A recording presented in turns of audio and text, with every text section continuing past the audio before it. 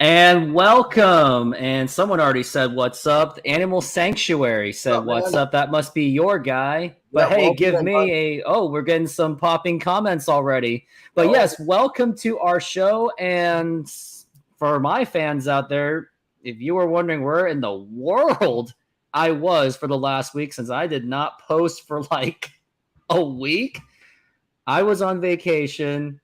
I took it easy, didn't even touch my YouTube. I did refresh and got like 3 subs out of doing nothing, so I'll more than take it.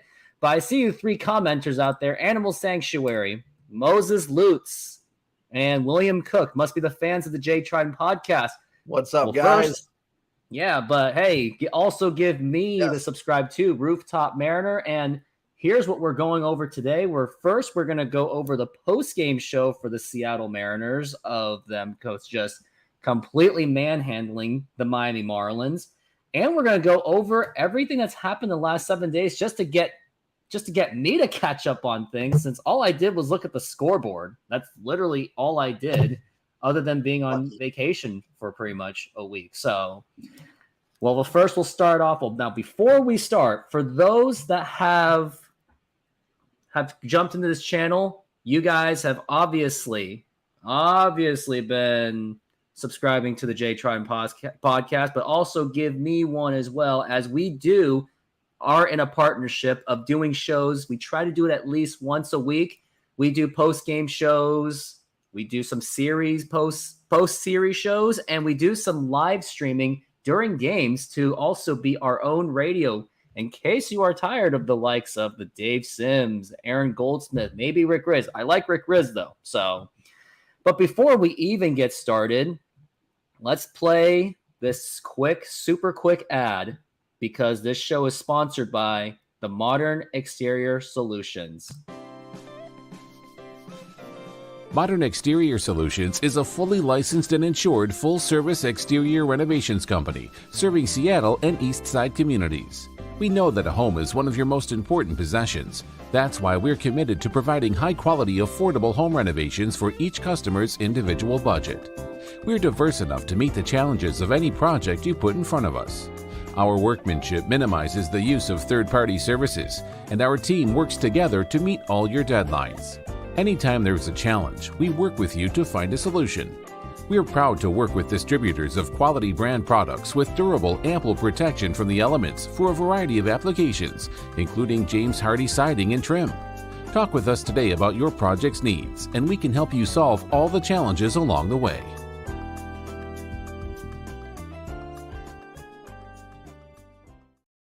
And for you, if you are in King County, Seattle, or basically any in that area, give this guy a call, 206-992-4465, if you would like some siding, painting, gutter cleaning done, and more. And use this promo code, Modern Rooftop, to get 20% off your first service. And fun fact, I actually work for this guy too. I actually ripped some siding stuff on the houses today at around 7, 8 in the morning. So, yeah, this is obviously not the only thing I do. But yes, go ahead. If you need some home improvement, get that done. Now, let's get into the post game. So I'm just looking at the score because I got home from my other job. And the old saying, do not quit your day job until you're Mr. Beast. Maybe. But looks like the Mariners won 8-1. And I will summarize it really, really quick. So it looks like Bryce Miller had a pretty good outing. 6 strikeouts on 3 walks. Gave up only a run, which was a home run. So that pitch must have been like an oopsie. And the bullpen basically didn't give up squat at all. Didn't even give up a hit. So the bullpen is doing exactly how a lot of fans out there advertise them to be. And some hitting on offensive end. We got Ty France finally hitting a home run. It seems like he doesn't really hit home runs anymore. Eugenio Suarez, good vibes only, hit a home run. And Tom Murphy, backup catcher, also hit a home run.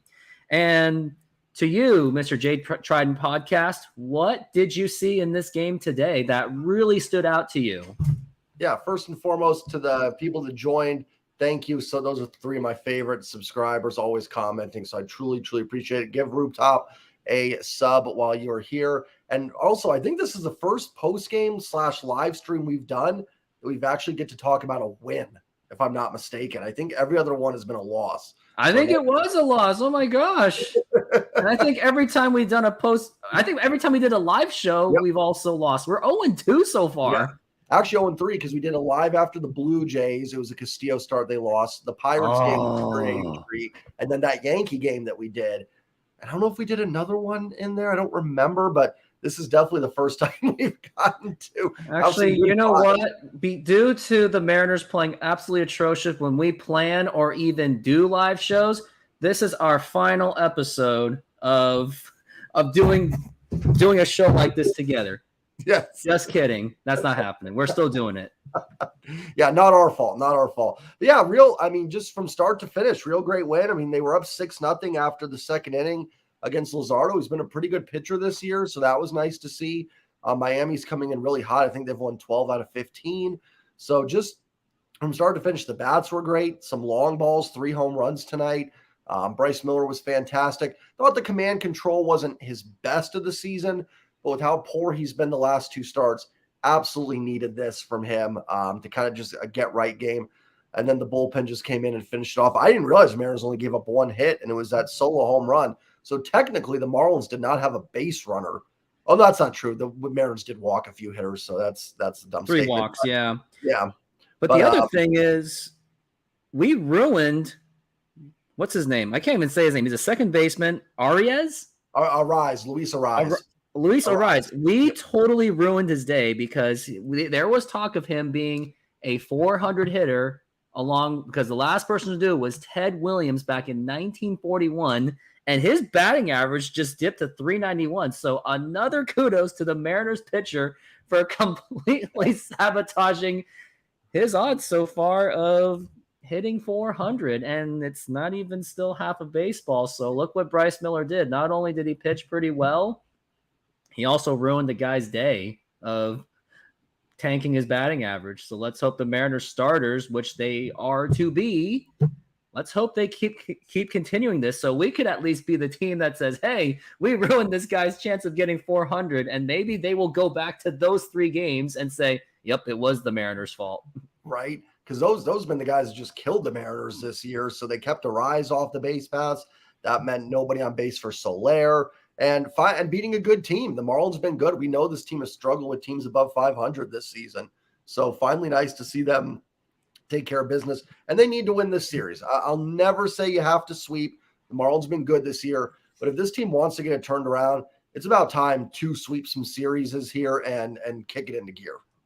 Allow me to object to that because let me look at this calendar and bear with me, my fans, but – oh, man, I got to go to this Mariners schedule because I'm going to tell you exactly why I think a sweep is more than the bare minimum at this point. Well, I won't disagree. They need to start doing it. Yeah, because here's what we've got.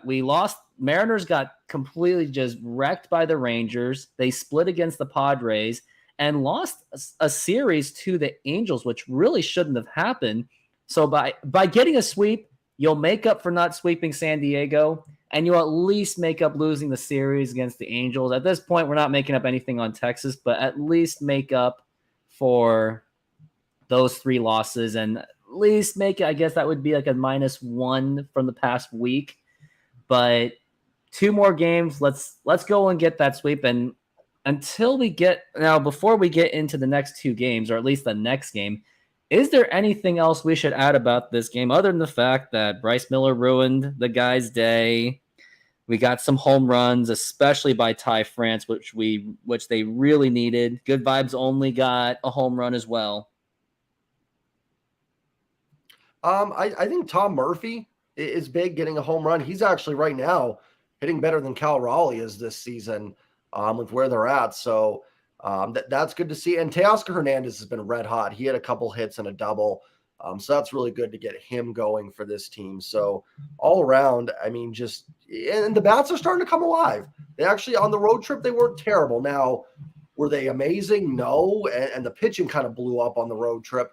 But the offense, and we've talked about it before, that this is too talented of an offense to be terrible. And they're starting to get it together a little bit. If they can get the pitching back now and the offense together, I still think they have a chance to. Division might be too far to reach, but maybe make some noise in the wild card.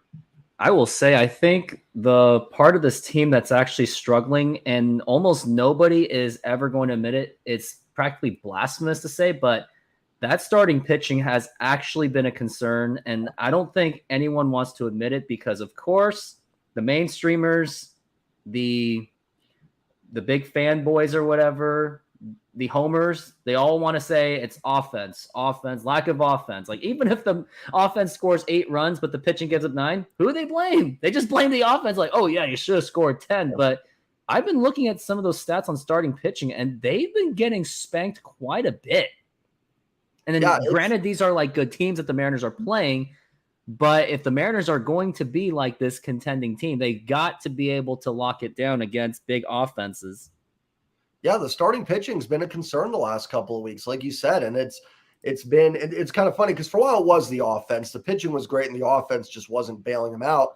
The offense has started to heat up, and then the pitching just, went into the tank. And now I think it's going to be okay, but there is some concerns. Like, Logan and George Kirby need to kind of stop with this one great start, and then they just get destroyed. Like, you're not going to be on your game every day. We all know that. Some days you're just going to be a little off. But you need to, like yesterday, I was talking about my post game. Logan needs to find a way to go 5 innings and give up 4 earned runs. That's not a great start, but you know what? They probably would have won the game yesterday with that. So you can't go with this like 8 innings, 1 earned run, and then 4 innings, 8 earned run the next day for some of these guys. Castillo's been solid, but then the depth's being tested. Like, Brian Wu looked really good on Saturday, but him and Bryce Miller are still a little unproven. So with Marco hurt and Robbie Ray out, if this team does stay in contention, I absolutely think they need to add some starting pitching. So yeah, and unless we can bank on like the Brian Woos and the Emerson Hancock stepping up, I still think honestly it is way too much to bank on. So I wouldn't. Something tells me that looks like Mariners may be shopping for someone in the starting rotation or maybe in the bullpen just so they can make room for starting pitching. But another underrated thing I would like to say about what the Mariners are going on is Dylan Moore. Now, has he gotten a hit? Obviously not, because he just came back from a very nasty injury. But the numbers that everyone is ignoring probably, unless you're a Moneyball type of person, fanatic like I am, Dylan Moore has 2 walks and 3 strikeouts. So his ratio is still pretty good.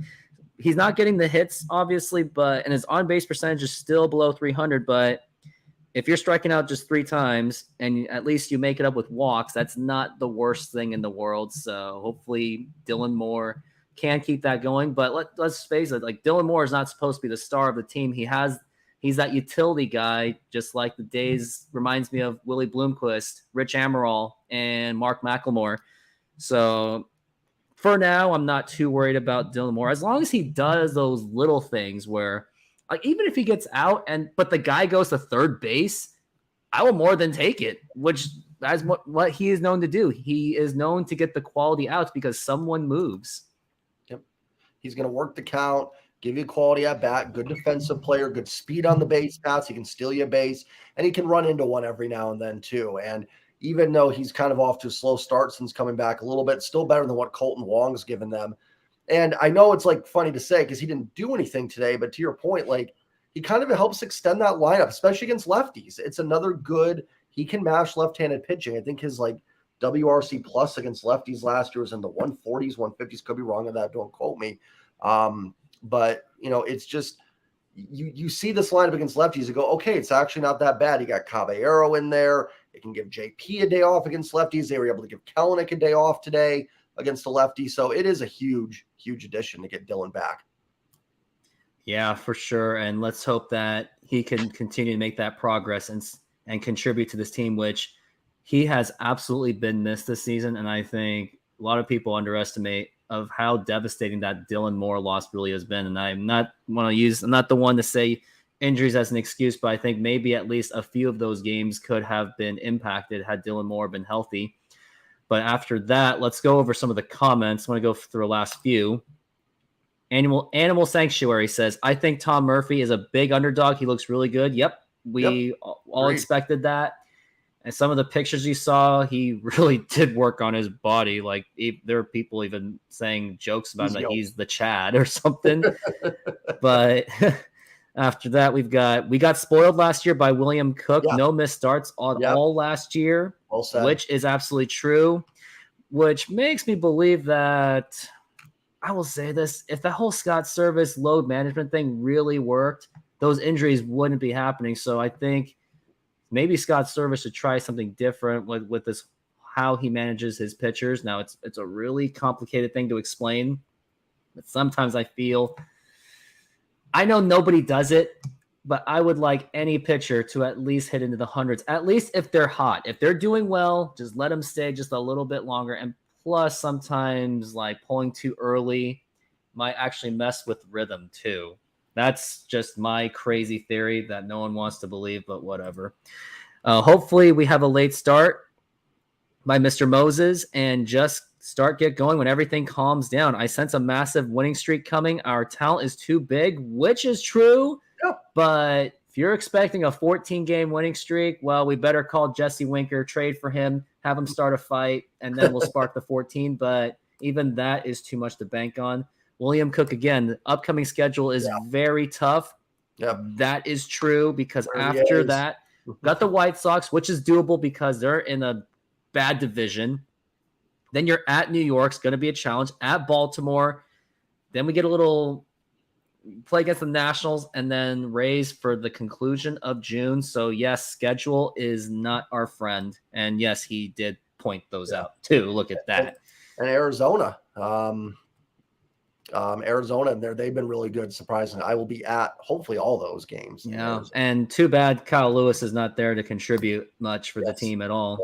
It's really unfortunate. And then this is random. Miami Heat losing was virtually an inevitability. Well, yeah, when you're the 8th seeded team, expected to, but still hats off to them even making the finals as an 8th seed. I didn't even know what was going on. The Florida Panthers could go down tomorrow. Okay, so this guy's going off on. Wait, woman. It's Hannah. Hannah, I'm so sorry. Oh, my God, I misgendered again. Well, better call the cancel cultures. But yes, that schedule is clear. Yep. Vegas ends the Stanley Cup tomorrow. Tom Murphy, isn't that home run hitter, but can count on to get singles? Yep, that's true. He does have some pop, though. He's got some pop. Yeah, and this is just side note, but yes, Miss Hannah. If you're wondering how I feel about that U20 World Cup, South Korea did reach 4th place. And yes, the under-20 Italy team got their revenge for their daddies back in the 2002 World Cup when Korea defeated Italy in 2002. So yes, congratulations, Italy, for beating my country, avenging your father's losses. Good job. Not really. But I think that's all we've got so far for the Mariners game. Now we got to look into the next game, which is going to be Tuesday, the 13th. And let's take a look at the matchups. We got Cabrera with a 4.29 ERA and George Kirby with a 5-5 record with a 3.50 ERA. And let's take a look and see how George Kirby did the last game. His last outing was against San Diego, and he got absolutely rocked, giving up 5 runs, 11 hits, only 3 strikeouts, and only 3.2 innings pitched. And his Yankees game, that one he didn't even get a decision, but he pitched very well that game. But he's been very up and down. Like you said, he's very streaky. Like it seems like it trades off of each other. But hopefully the Miami game, he's gonna have to step up on this one. Yeah, I mean, it's been that him and Logan Gilbert both just seem to be rotating good and bad. And like I said, it's okay. Sometimes you're not going to be on your game, but those two have got to find a way to get through that 5 innings with just a few earned runs and hope the offense picks them up. I think when you're around the strike zone as much as Kirby is, you're always going to be susceptible to that just because he is in the zone so much. But, you see the good and the bad with Kirby. Like last time out in the zone got hit. Against the Yankees, though, he dominated. So I think Kirby's fine. It's just when you're in the zone that much, you're always going to be a little susceptible to have starts like that. Yep, that is for sure. And let's just hope that he can step this up and help secure the Mariners at least a win. Now, just to look a little bit ahead, we've got Wednesday, got Luis Castillo, La Piedra, 4-4 with a 2.70 ERA. And even I have my nitpicking concerns on him against Mr. Perez. He is 3-1. His name is Uri Perez, 3-1 with a 2.17 ERA. So I'm going to say this. George Kirby, you got to get that win. Mariners, you got to give him that run support if he pitches well, because I know when he pitches well, he gets no run support. So you better figure out a way to win this game, because there is no guarantees on the Castillo game too. So got to get the win tomorrow, and just to put us in a good position to at least complete that sweep. And it looks like William Cook said he started last year with 23 consecutive strikes. It's pretty random fact. That was against the Nationals. He had that game where he had 23 straight strikes to start. So yeah, Kirby, I mean, I don't think anybody's in the strike zone more than George Kirby. Actually makes me wonder if he'd benefit a little bit from going outside the zone occasionally, just because sometimes I think he's just so in that strike zone, he's susceptible to getting hit. But Kirby's fantastic. They need to stop with the back and forth. Back and forth. And CK888 says the Mariners may only be a game under 500. I think they're a little bit more under than that. No, they're only but one under. They're actually ahead of last year's record of 27-33. Now, I love that point. I want to believe in that point, but I am going to actually take a look at the standings from June of 2022. Well, I'm going to have my 2023 pulled up, and I'm going to take a look at June 12th of 2022. Oh, and that is, before you pull that up, that is the difference, is the AL is stronger this year. There's a lot. That's what I was going to say too, is I think I want to love that argument, but unfortunately I think it's a very weak argument, because last year the division was just a joke. It was basically just Houston, like no doubt about it. Now, let me share that screen really quick just to have put some perspective in there. I do think it's a fair point, because I will say they don't need a 14-game winning streak. If you can find a way to get 7 out of 8 here or something, you are going to get right back in it. And for you fans out there, take a look at the standings right now. And it said Houston was pretty much the only one leading the division. And in this, so I'll just read it off to you. Houston was 37-23, Texas 28-31 before they laid an egg. Angels were 29-33 when they were having that meltdown after firing Joe Madden around that time. Mariners were 27-33. Oakland, well, they're Oakland. And now this year, we've got Texas Rangers at 41-24, Houston at 37-29, Angels at 37-31, and the Mariners at 32-33. So it is a much different season. I hate to say it now. If it was last year, wow, even with that record last year, they still would be behind in the division by a significant amount. And it's really sad to see where the Mariners are at in the division, because Scott Service was saying, yeah, let's get the division. But now they are 9 games back. Now let's look at the wild card and see where it's at. We've got Baltimore leading the wild card, and it's not even close for the first spot. And wow, Mariners are 4.5 out on the wild card. So Mariners have a lot of ground to make up, and I am going to say it. This right here is literally the reason why I never say it's too early. Just relax. They're trying to figure it out. Even like Jeff Passan of all people was like, it was just 5 games. You guys got to relax. Like, no, you got to at least put yourself in a position to not make up for things late in the season. The next thing you know, you're missing playoffs by like 1 or 3 games. And then all you're going to say is, oh, well, like, they're not going to, you ask them something like, hey, remember those first 3 months where you said it was too early? And what did they say? They say nothing. And they probably just say, you're not a true fan. So yeah, they all count as one. I mean, at the end of the day, wins in April count just as much as in September. And I was pretty, I'm willing to always give the team about a month to find their way and not bury themselves as the goal, obviously. But look at what the standings you pulled up. The division's probably over. You know what I mean? Like last year, yeah, they were 10 back, and I think last year's Astros are better than this year's Rangers, but there was no teams really in between them. They passed Texas and Anaheim easy. They've got to leapfrog Anaheim, Texas, and Houston this year, and I don't see that happening. So we're already at a point where we're pretty much just looking at the wild card. Now, I think 4.5 games is doable, but again, they have to leapfrog. It's not just 4.5. You've got to leapfrog, Toronto, Boston, the Angels, all these teams that are in this wild card hunt, the Yankees. So it's going to be harder this year. I still think they can do it, but you're right. Like it's, you can sit there and say it's only this time of the season, but they all count for one game. Get them while you can. And we see how tough the schedule is going to get too. And another good point by William Cook. Last year, they played 19 times against each other in AL West, and now it's a lot less. So it's going to be much more difficult to make up for those kind of games, which is why I don't like what Major League Baseball did. Now, I'm not saying this as an excuse.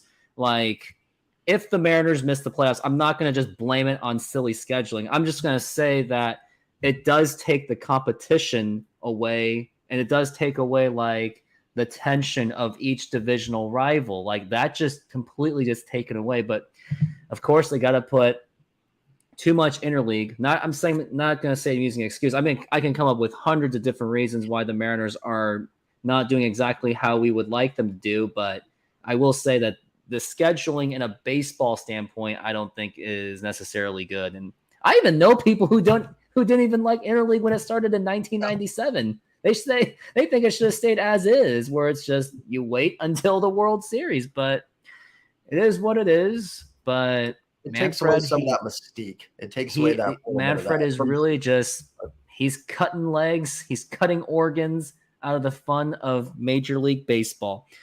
But I think that is all we've got on what to look forward to or what to dread for. But now this is going to be all about me, but Mr. J Trotton Podcast, take me back of the last week of baseball ever since the Texas series, because the last time I was really engaged was the Brian Wu game when he just got spanked really badly. But what were notable things that happened since the Padres series? Oh my goodness, we took going back to probably the most disappointing road trip of the season, just because they came off pretty good homestand. They went 7-3 in that homestand. Despite losing the series to the Yankees, it was overall a solid homestand. You go on the road. Obviously, Texas just spanked them 3 days in a row. Well, the first game was close, but the last two were blowouts. They got it together game one in San Diego. Logan Gilbert was fantastic in that game. Julio homered, Teoscar homered, kind of the start of his hot streak. So that was a solid win. They won 4-1. Big thing in that game and big thing overall, Andres Munoz is back, and he looks like Andres Munoz of last season. To start the year, I didn't think he looked quite as sharp. He wasn't striking out a lot of guys. He was still getting outs. He's back to striking out guys. He is 100% back. That was the big story in San Diego for the first game. Game two was that Kirby clunker. It was over by the fourth, fifth inning. In LA, that was a little better. The first game was close. Castillo pitched okay. He was pretty dominant, 10 strikeouts. Gave up a couple home runs to Ohtani and to Moniak. Homered off of him as well. And the Mariners, they've kind of done offensively what I've talked about a lot in my post games. They actually did a pretty good job against Ohtani. They worked walks. They got base runners, but they're just not getting that one hit to knock these guys out. And they didn't get that on Friday. Saturday, Brian Wu, I thought, was fantastic and a great bounce back start from him. And I thought in my postgame in Texas, I said I thought his stuff looked really good. He was just too middle in Texas. It was too much, to Simeon and Seager. It was kind of like get me over fastballs that just aren't going to cut it in the major leagues. But he was great. Even the pitch he gave up the home run to Ohtani to was like an inside slider that I mean, only Ohtani could hit that pitch out. So he was fantastic. And then Sunday, Logan Gilbert really struggled. It was disappointing because I thought that would have been a big series win for them. But the bats looked better. The pitching was pretty rough. And not a great road trip overall, especially when this team was needing to get some wins. But Munoz, was definitely the big positive coming out of it for me. Yeah, I remember when I was watching the Brian Wu game when it was against Texas, and I remember I tortured myself doing a live show, and it was so bad that after like a home run, when it got to like 16, I'm like, yeah, I'm out. I gotta go. But man, where was I? So the one thing I noticed about Brian Wu, his stuff was not in question. He was still striking out guys. It was just his pitches were just too predictable. Like I barely saw him throwing like other nasty stuff. Now I will say this, and then I'm a minority in this, but I still think personally, because I don't think Brian Wu's just there yet. The talent is there. There is zero question about that. But the only pitches I really saw from him was like just a fastball, and I think maybe a slider. Like other pitches, I'm wondering what else he has, but it looks like he's still got some work to do and develop before he could actually contribute to this team long term. Yeah, he did mix in a two-seamer. I don't know if he threw it in Texas. It had some nice movement on it. I don't know if it was supposed to be a fastball, just his fastball's got that movement, but he threw a couple of them. If you go back and watch that game, it was like 95. He threw a couple that were just pinged. The slider wasn't great, but it was enough where it wasn't, it was enough to get hitters off balance. He threw one really good slider to Hunter Renfroe to strike him out, which was really impressive. I'm with you. He's probably not quite ready. And this is the unfortunate, with Robbie Ray going out and then Marco being hurt as well. You've really had to go into your depth. And, I will say this, I'd rather watch Brian Wu than, and no offense to him, but than Tommy Malone or Chris Flexen go out there and start. At least with Wu, there's some, you can see the upside. You know what I mean? There's still the upside. Like Chris Flexen's pretty much, unfortunately, a dud. And I think that injury of Marco Gonzalez might just be the final nail in the coffin for him, unfortunately. Now, I know there's a lot of Marco Gonzalez haters, and I'm not the one to hate on him, but I am disappointed in him. But sometimes the lifespan just cuts out at some point. But it's really sad that a lot of people totally forgot about Marco Gonzalez on how good he really was before 2021. In 2020, he was the number one pitcher. He was fantastic during the COVID year. But now we've got some comments that are just really popping. We got our friend Josh of Houston. Congratulations for the win, though the funniest game was the A's beating the Rays. 6 in a row for the swinging A's. The swinging A's, huh? 6 in a row. I wonder how everything's going with the Oakland situation. I haven't really caught up with that, but I think you had something to say. I accidentally cut you off. No, you're good. You're fine. Yeah, I haven't kept up with that either, but they've got Blackburn back in the rotation. I think they got someone else back. They're not good. They're still bad, but it's amazing how you can go from worst team ever to somewhat competent. Now, you look at the rotation, Sears, Blackburn, they've got some at least actual major league pitching in there now. So good for them. Good for the A's, good for their fans. I hope the A's, absolutely. Yep. I hope they figure it out, which I've heard it's been really weird. Like I heard Vegas is like iffy about the stadium, and Miss Shang Tao, of mayor of Oakland, she was like, "Oh yeah, I'll take a phone call if," and I'm like, "Girl, call Fisher and tell him what you've got.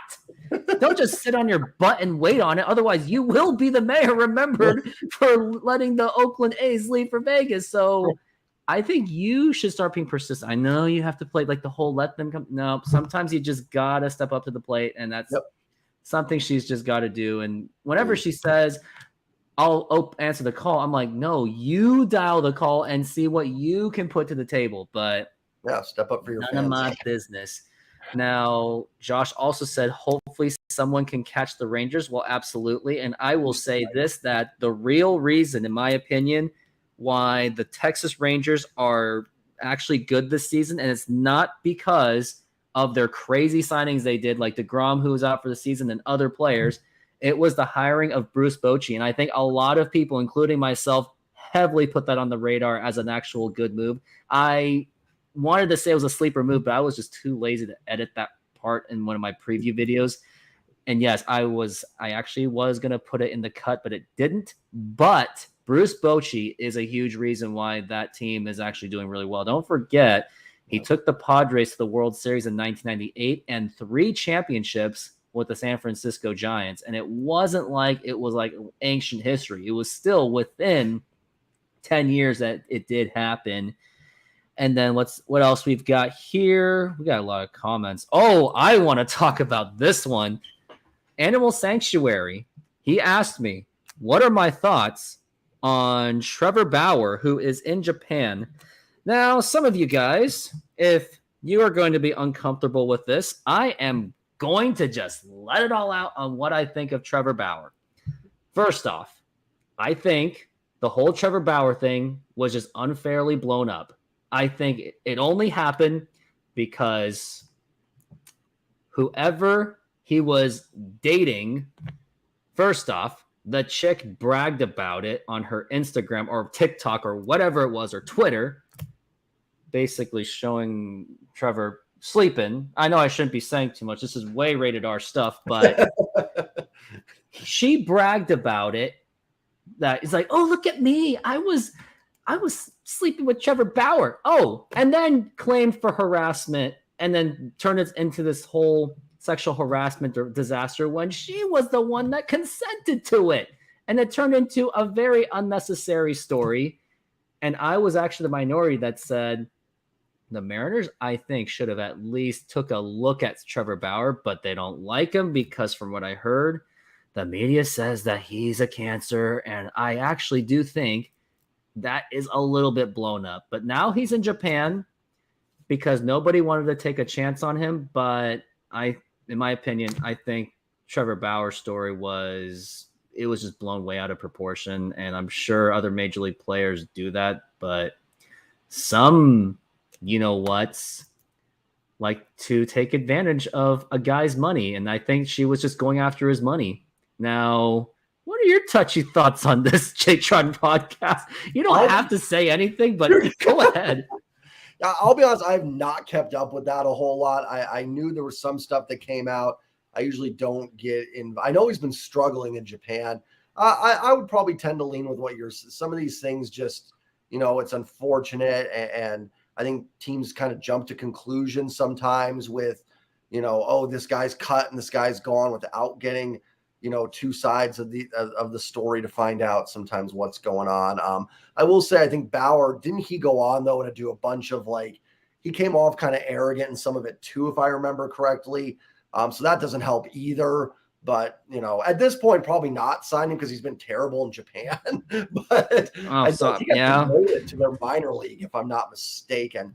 But other than that, I have not kept up with that a whole lot. I usually stay out of those things just because, I try and focus. It's one of those boomer bust kind of things for the YouTube channel. Either it will completely blow it up or it will completely nuke it.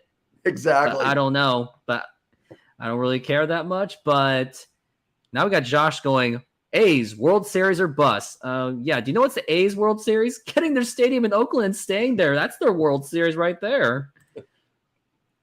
Just came from that game. I have tickets for all 4 games in that series. I have no idea what that is. And I wonder what all the other people said. I'm just going to go through all of these.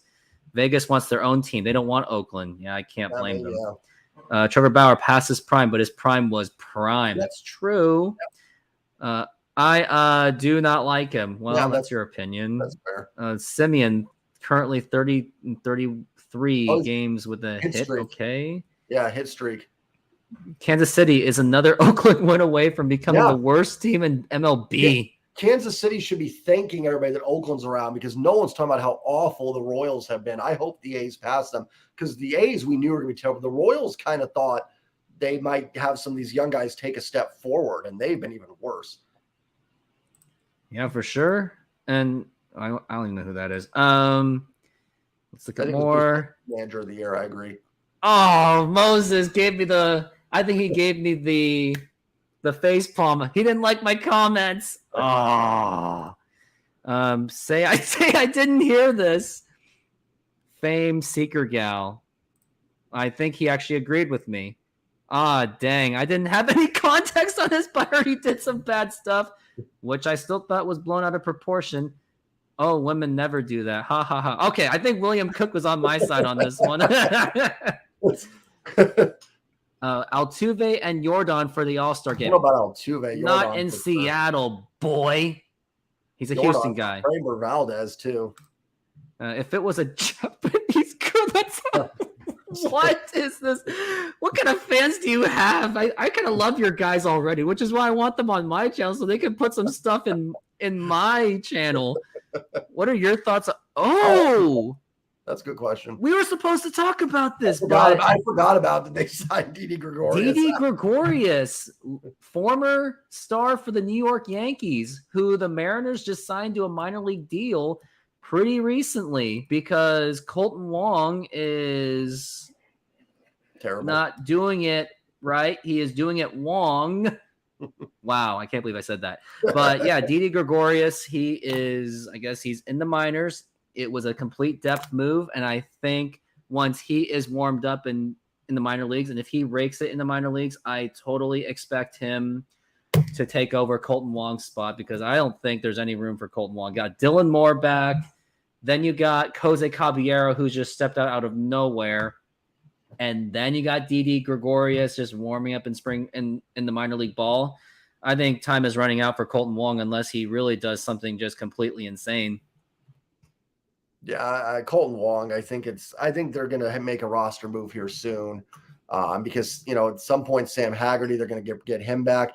I don't know if Didi Gregorius is the answer, but at this point, anybody that's a live body that can play some second base, it is worth giving them a shot. And he's left-handed as a hitter, so that helps. And kind of because I think that's the reason they've kept Colton Wong is that it's somebody that can hit from the left side. Whereas if you just go with Dylan Moore and Caballero, you're going two right-handed bats. And literally, you could bring up Gregorius tomorrow. He cannot be worse than Colton Wong has been. Knock on wood there, but huge knock on wood on that one. I don't expect anything from Gregorius, but I think Colton Wong's days are. I haven't really heard anything from Gregorius. I'm looking up the Twitters right now, and the most recent thing I've heard is Didi Gregorius deal with the Mariners will include a $1.5 million incentive performance bonus if he makes the major league team. According to a source, he is going. I guess he's obviously going to start in AAA, which makes a lot of sense. So stay tuned for you Rainiers fans to see how he does. And hey, maybe we will, if the timing is right, maybe we will cover a Rainiers game, which we can do. We just got to log in and subscribe to their minor league streaming stuff, which is actually pretty cheap. It's around, I think it's like $40 for the whole year. And I think it gets even less as season progresses, but I could be wrong. If you subscribe to the MLB, do you automatically get the minor league one or no? No, you have to get a completely separate package. I did it for the entire 2019 season, and that's where I watched Kelenic pretty much throughout the entire thing when the Mariners were having a tank job. Yep. But I will say the last game, because today's a Monday, I'm pretty sure, today's Monday, so they're looking at the Rainier stuff right now. So let me take a look. Trying to see how the Rainiers did. And June 10th, that was like the most recent thing. Didi Gregorius still has not played yet as of that time. So that is when we'll have to stay updated and see where it's at. But I'm going to take a look at the Rainier schedule and see where it's at. It'll take some time to load. We don't have a good computer, but whatever. So it's been since the 11th of June since they have played. Let me see that box score there too. Might as well. Gregorius looks like he still did not play that game. Looks like he is still like getting used to things. So he still hasn't played yet. So the next games will be at home versus Albuquerque, New Mexico. It's going to be a 6-game series. So maybe when we know Gregorius plays, maybe we will coordinate something of having some kind of live show because I think it would be kind of fun to subscribe to that. And you, Jay Trident Podcast, would you subscribe to that? And so we can watch it together and do a play-by-play.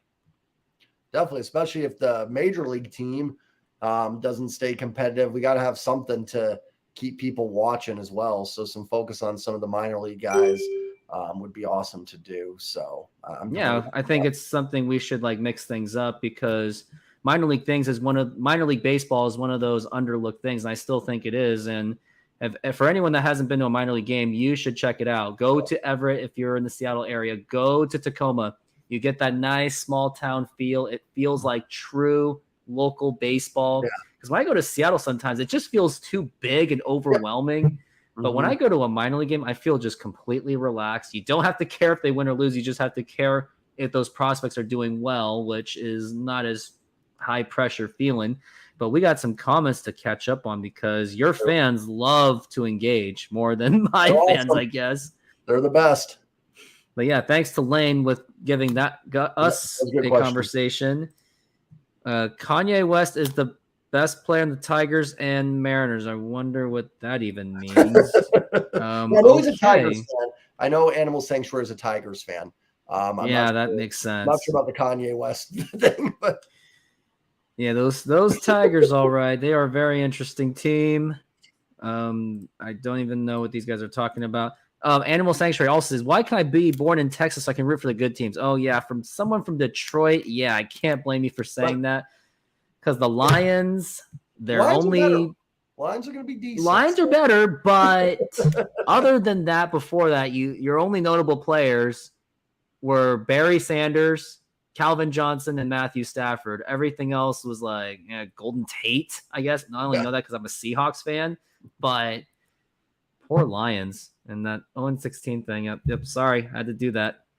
Yeah, someone's laughing. Multiple teams to root for.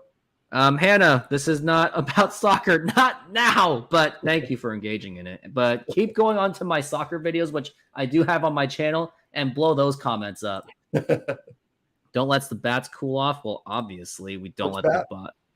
Saves on travel expenses. Oh, I think William Cook is saying that minor league baseball is much cheaper. Cheaper tickets.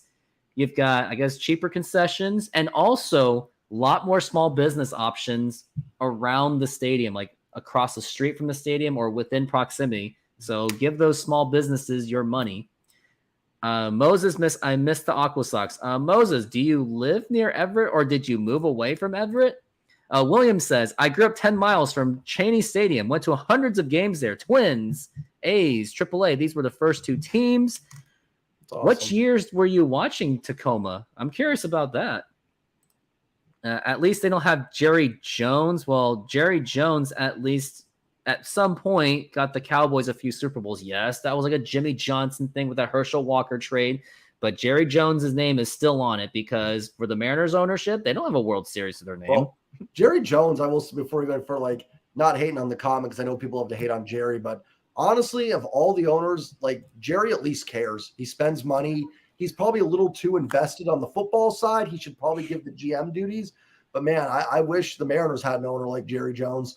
I wish we had pricks like George Steinbrenner, too. Yeah. Because at least he put his heart and soul on that team. And he bought the Yankees when nobody wanted them. Yeah, exactly. And he took a chance, and look what happened.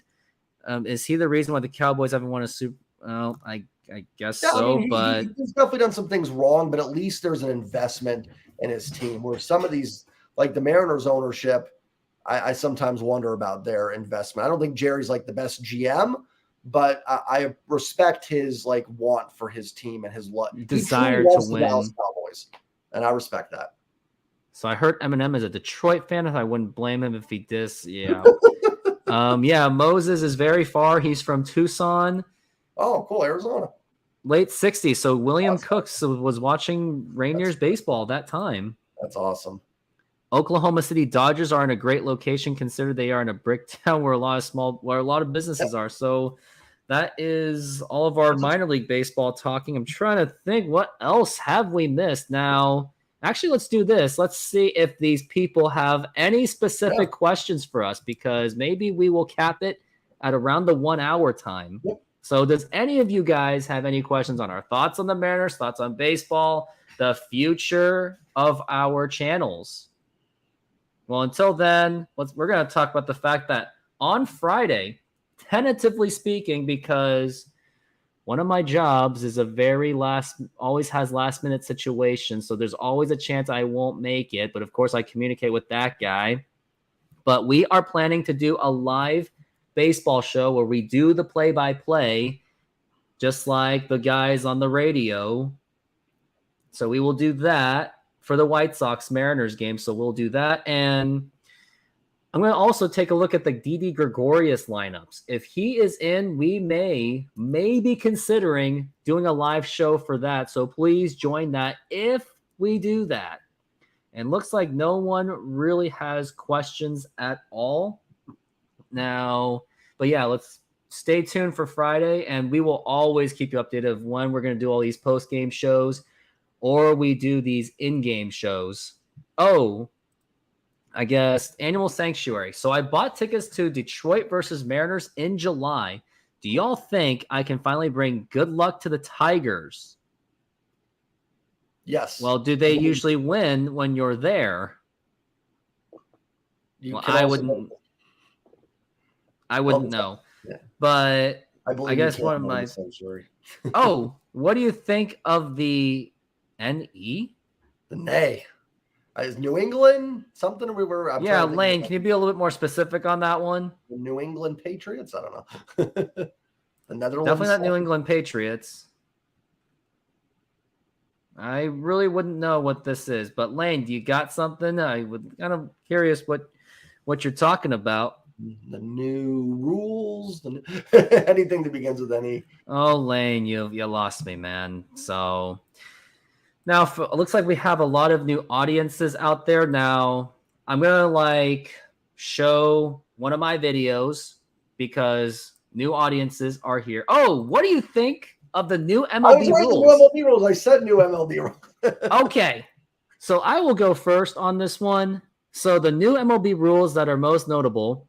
First, I will count the extra inning rule where the guy's on second base as still a recent rule. We got the pitch clock, and any other rules that we can think of? I think those were the only two big ones. I mean, you could count maybe facing the three batters is kind of new if you want to lump that in there. Obviously, I don't like the new three batters. I think is it the bare minimum requirement to face? You have to face three unless it's the last out of the inning. Then you can only face one. So, I will say, I don't like that rule because if someone's doing bad, then they're doing bad. Mm-hmm. So I think managers should be allowed to manage however they want. And this is coming from someone that doesn't even like Scott Service, but he's the manager and he makes his decisions. So I don't think that the commissioner of baseball or whoever should have their hand on how everyone runs their team, just like how I say how the government is telling people to live their lives. So I don't like that one. I think the shift rule was completely pointless. Yes, it's supposed to make the game more fun, but it just takes a strategy away. And the way I see it, it really doesn't look that much different anyway. And of course, larger bags, I didn't really mind that one, I guess, but makes stealing bases too easy, I guess. I mean, imagine Ricky Henderson was in this league. He would be tearing up this league without even trying. And then we've got, and position players being the pitchers. Yeah, not really a big fan of how they did that. And I think I call that the Ohtani rule because obviously they made those rules just so Ohtani can pitch and hit every single game that he possibly can. And I don't like the extra innings guy on second base because that rule was based on accommodating for something where a game going 15 plus innings happens once in every blue moon. But hey, when it always happens, it does jack the ratings up and makes conversations. And then the pitch clock, here's my thing. I will only support the pitch clock if they just get rid of the extra innings rule. Then I'll support the pitch clock. But those are my thoughts on all those rule changes. Now, Mr. J Trident Podcast, what do you got? Fine with the pitch clock just because the Mariners games are always late. So it helps me get to bed. I don't know how much I love it for the rules, but I'm fine with it. Same with the extra inning, the guy on. I don't like that rule, but again, there's some games 10, 10:30, I'm exhausted. So for that, I'm fine with it. I do not like the facing three batters because I think it takes away the lefty specialist. And I'm with you. If a manager wants to take a pitcher out after one pitch, that's his prerogative. I don't like banning the shift. Again, if you want to put all 9 guys standing in center field, that's up to you. Same with football. If you want all 11 guys running around behind the line of scrimmage, not offsides, then who cares? That's your decision. It might not work out, but that's up to the coaching staff where they want to put guys on the field. Large bags don't care. What are some of the other ones? Oh, I don't like the minimum pickoff attempts. I know that sounds crazy because some guys pick off like 8, 9 times, but I do think it takes away some of the strategy. Like you're trying to keep, like you said, like a Ricky Henderson, like you're going to throw over more than 2 times. Like it's just part of the game. What was some of the other ones? The Ohtani roll. I might get some flack for this. I hate like that Ohtani gets to come out as a pitcher and still hit. I'm sorry. Like, I don't like it either. When I first saw that, I thought that was stupid because that just takes away the challenge and the strategy. And look at the Angels. They are still, like, remember last year, that rule was still there for him, and the Angels still stunk the big one. And let's say, like, hypothetically, it's not true, but let's say Julio was like just an awful center fielder and he's only in there for his bat. Can the Mariners take him out and leave his bat in the game? Why can't they do that? How come the Angels get to take Ohtani out and still let him hit, but we can't take out a defensive liability and then have that person still staying for their bat? If a guy comes out of the game, comes out of the game. Yeah, it's just completely unfair.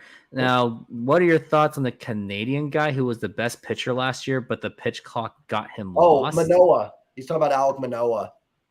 I think he just regressed. I don't know if it was a pitch clock. I know he said he mentioned the pitch clock being an issue. I don't know. I don't follow the Blue Jays enough to really know why he's been struggling. I just know he's been really bad.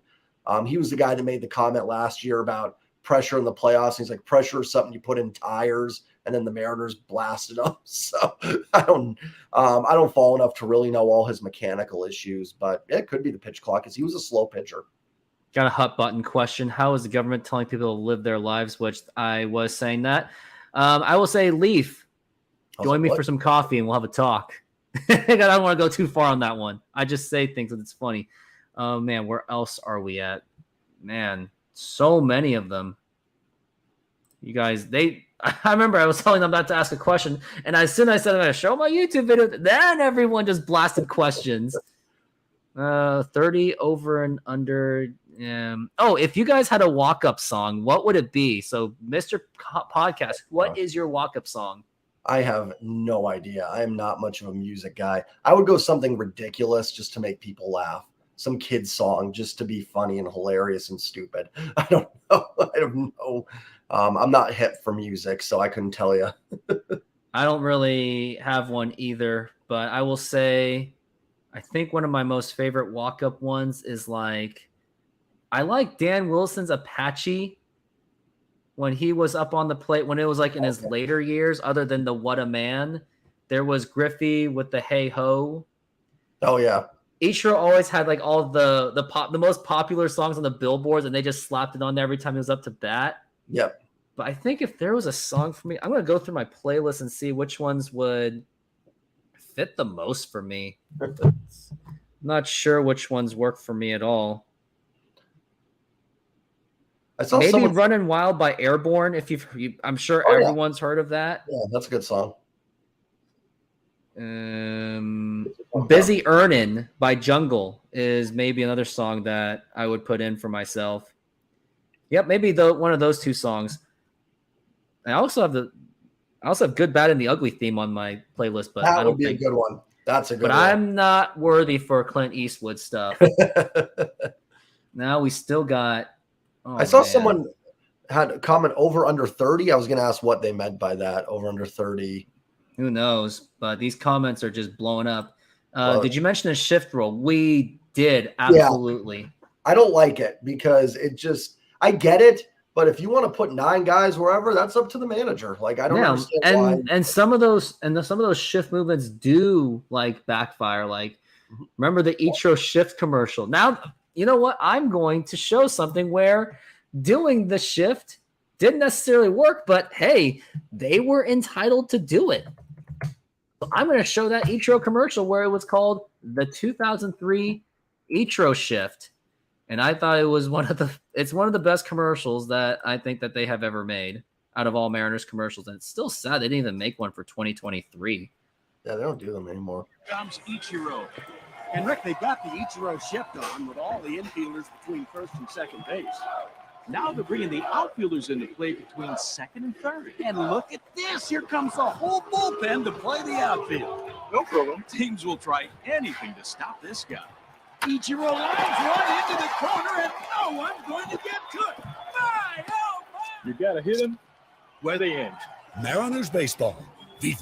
Yeah, I did love that because it showed that Ichiro has amazing contact. And now Lane asked a question. I think this is for both of us. And you know what we're going to do? And I think this should be the final question. And yes, I was going to show my YouTube video, but I don't want to drag the show any longer. But which Mariners commercial or which Mariners commentator is the best? Well, for me, as much as everyone says that it's all Dave Niehaus, rest in peace. I love you, sir. But Rick Riz is actually my favorite because when he was on the TV, he made the game way more exciting than it was necessary, as much as Dave Niehaus did. So Rick Riz is still my guy. He was the one that resonated with me the most. And I'll just slip this in there. My other favorite baseball commentator of all time is Tom Brenneman, but unfortunately he's got canceled because he just couldn't put the mute button in his mic. And how about you, Mr. Jay Trident? Who's your favorite Mariners commentator? Of all time, it's Dave, but I love Rick too, just because they were the voice of my childhood, both of them. So obviously they'll always have a special place in my heart.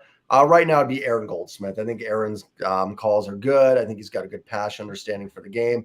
And I miss Mike Blowers. Hopefully Mike's doing okay because he's only done a few games this year.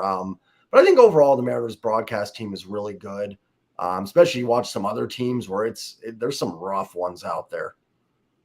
They really are. And the only one I personally don't really like that much is just Dave Sims because it's just so cheesy. And the stuff he says, he's just trying too hard.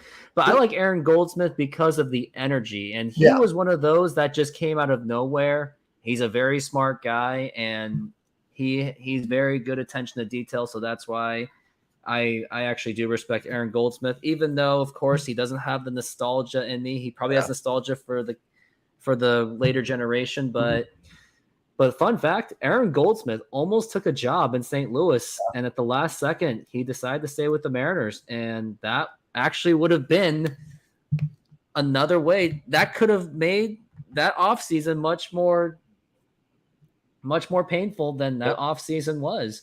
Now, actually, at this point, I think we hit an hour at least, and I think we're going to stop here.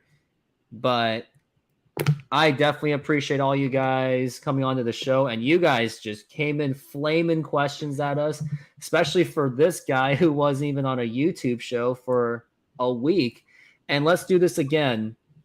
If you haven't subscribed to both of us, do that. Jay Trident Podcast, hit that button, subscribe button. For me, Rooftop Mariner, hit that subscribe button, as I really do want to do this for the long term. I want to do this YouTube because it's just a lot of fun. Love to talk about baseball. Love to try to prove that I could do a better job than the likes of the Dave Smiths and the Goldsmith and the Rick Riz. But yeah, hit that subscribe button. And tentatively speaking, we will be back on Friday, but we will stay updated and see if that's still there. It's just as long as my phone doesn't buzz and someone says, "Can I please see you for an appointment?" Because that does happen last minute sometimes. And because it's Friday, sunny weather, I kind of do expect it. But we'll keep you updated. And depending on the Didi Gregoria situation, we will also keep a close eye on that and see when he's playing. And if the time is right for both of us, then we'll try to cover that game. And any final thoughts, Mr. Trident? No, that's it. Again, for anybody that's coming from my channel, hit subscribe for Rooftop. Love you guys. I know there's some more comments and there's some new ones. So truly thank you to everybody that joined for my channel and Rooftop's channel. Truly, truly appreciate it. Love you guys and the engagement. William Cook's Animal Sanctuary. Who else is from CK888, Miss Hannah. We got Josh. Moses, Mr. Moses. Definitely. Lane, Leaf, everybody that joined, appreciate it. Pretty much. And I think we did name all of them, and they did carry this entire show, which you guys did. And please keep doing that going forward, and please just blowing up the comments. And this is going to conclude our show, and everyone have a great night, and go Mariners. Go Mariners. Go Mariners.